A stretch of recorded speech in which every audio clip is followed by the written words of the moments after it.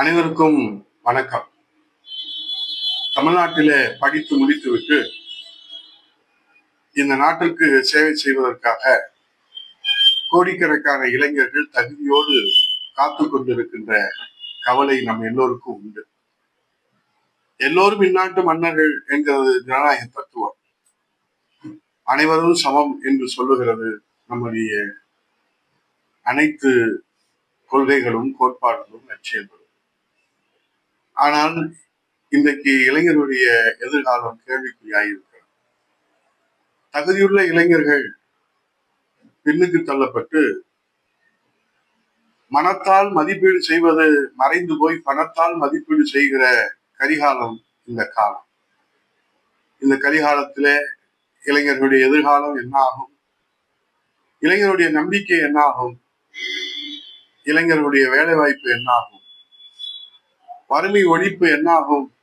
நாட்டின் வளர்ச்சி என்னாகும் என்கிற கேள்வி எழுந்திருக்கிறது.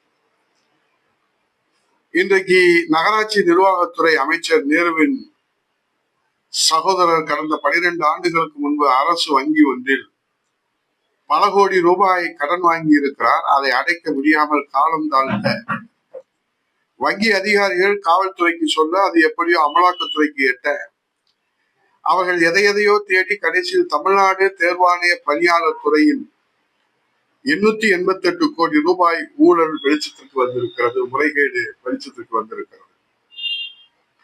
லட்சக்கணக்கான இளைஞர்களும் இளம்பெண்களும் அரசு வேலை என்ற கனவை சுமந்து டிஎன்பிசி தேர்வை பல ஆண்டுகளாக நம்பிக்கையுடன் எழுதி வரும் நிலையிலே பணம் வாங்கி கொண்டு 2538 பேர் அரசு பணியில் அமர்த்தப்பட்டுள்ளனர்.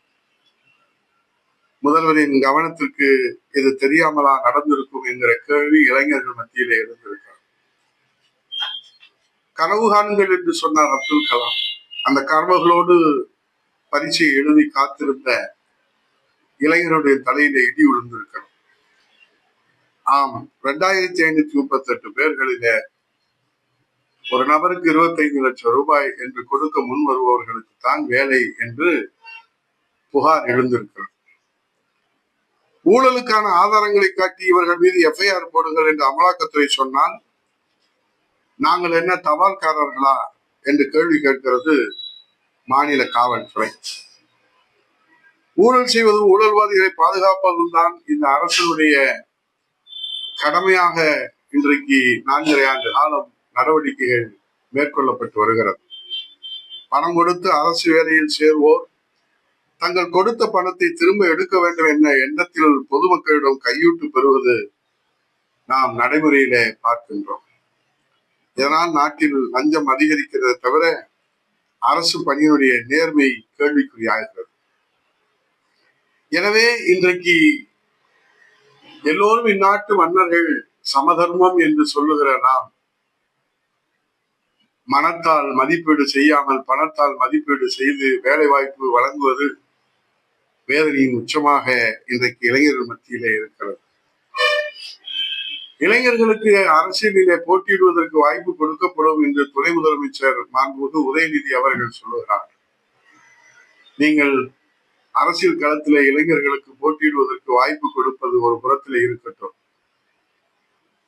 இன்றைக்கு இந்த அரசை நம்பி டிஎன்பிசியிலே பரீட்சை எழுதி தகுதியுள்ள இளைஞர்கள் எல்லாம் பணம் கொடுக்க முடியாததால் புறக்கணிக்கப்பட்டிருக்கிறார்களே, எங்கே போனது சமூக நீதி என்று கேட்கிறார்களே, அந்த இளைஞர்களுக்கு நீங்கள் வேலை வாய்ப்பை பெற்றுத் தருவதற்கு மாண்புமிகு துணை முதலமைச்சர் அவர்களே, அது குறித்து நீங்கள் ஏன் விளக்கம் சொல்லவில்லை?